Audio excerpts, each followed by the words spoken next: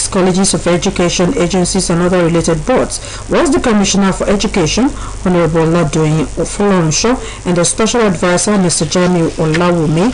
In the course of the exercise, lawmakers one after the other took direct their questions to the Commissioner and the heads of the schools as well as the officers to emphasize on the grey areas.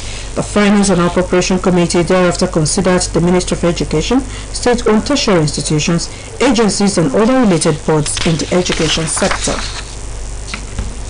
A public affairs analyst, Otumba Olusegun Fanibe, has called on stakeholders to do the total overhauling of the nation's educational sector in its entirety to enable it compete favorably with the global best practices. Otumba Fanibe will give the advice today while featuring on an Osbc current affairs program, Politics, maintained that the country's educational sector is in shambles and needs immediate restructuring. Otumba Fanibe, otherwise known as Okwarubo, stressed that a lot of Nigerian graduates are unemployable in most sectors of the nation's economy. The public affairs commentator is of the opinion that electorates should call for the manifestos of each of the candidates vying for the presidency, whether such manifestos are achievable and sustainable or not in the scheme of things. He said it was rather unfortunate that Nigerians are not taking advantage of the vast resources abound in the country in its entirety. Rather, he noted that most Nigerians are chasing the shadows. The newly sworn-in core members have been admonished to ensure that the identity of Nigeria as one nation is preserved at this critical point in her history by committing themselves to national integration and unity.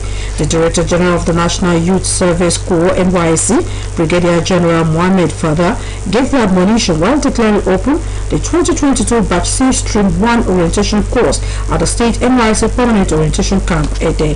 The 1,500 core members deployed to the state for the one-year mandatory service to the nation, as well as 800 of those dislodged from Lagos State, converged on the NYSC Permanent Orientation Camp, Ede, for the swearing-in and official opening ceremony preceding the 3-week orientation exercise.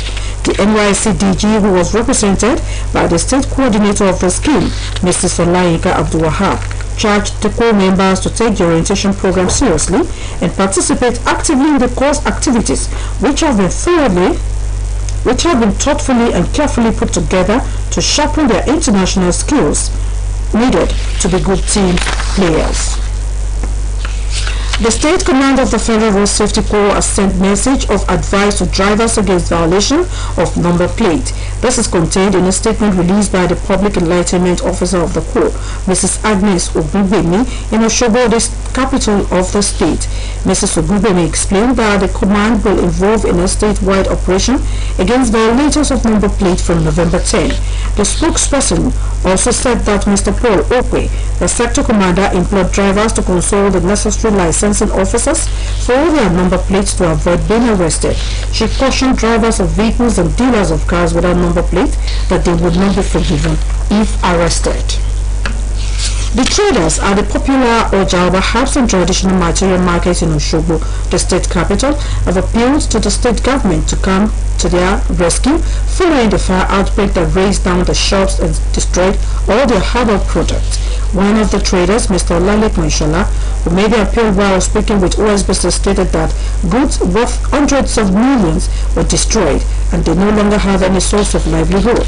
Mr. Monshola noted that the herbs business has remained the only source of income for all the families involved, adding that the picture looks so blue for them at the moment. The trader, who maintained that none of the shop is connected to any source of electricity, wondered where the fire could have emanated from, just as she appealed to the state government to come to their aid and save them from impending hunger. It will be recalled that on Thursday last week, fire also gutted the popular Art Deco office complex in Alekuwodo area of Osogbo, where the building and another 2-story building beside it were completely destroyed. And that was the home news. Good afternoon.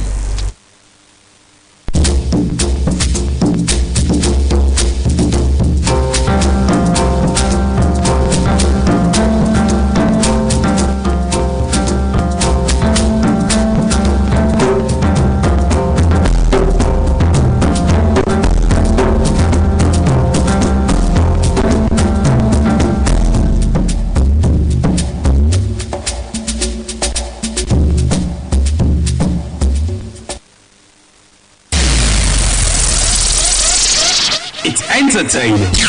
It's educating. Really informating. Quantitative news as it breaks. It's Osbc Radio 2, 104.5 FM. Numero uno south of the Sahara. Voice of the West.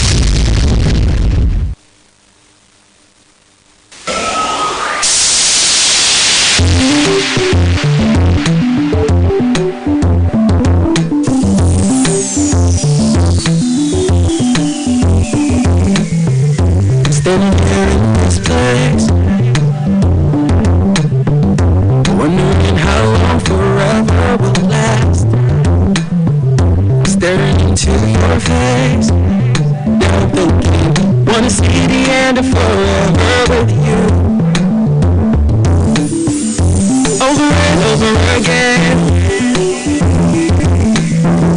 wondering how I've been meaning to say.